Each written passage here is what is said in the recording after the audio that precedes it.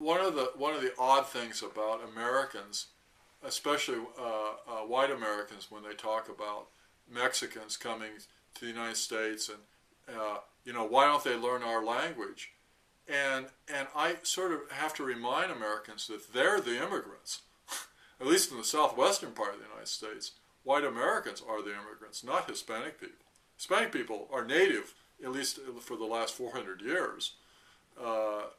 They're the native population in the Southwest, not white Americans.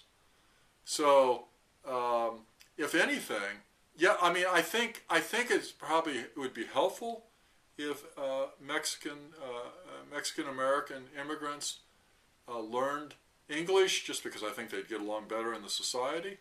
But at the same time, it would be enormously helpful if at least in the southwestern part of the United States, and probably in the rest of the country now that a lot of Mexican immigrants are flowing to other parts of the country, I think that there ought to be bilingual programs. I think white Americans need to learn Spanish. And in California, maybe they ought to have bilingual Chinese or Japanese programs, because there's a large population of Japanese there. I mean, I think one of the problems is Americans have this notion that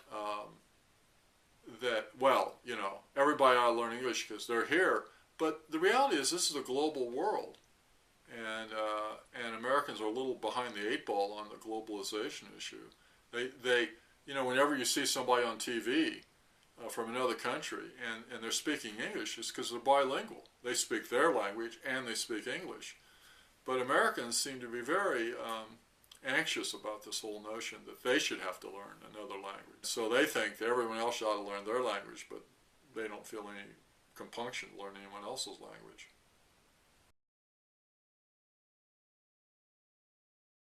And it's interesting because it's not only English that's becoming the world language, it's American English.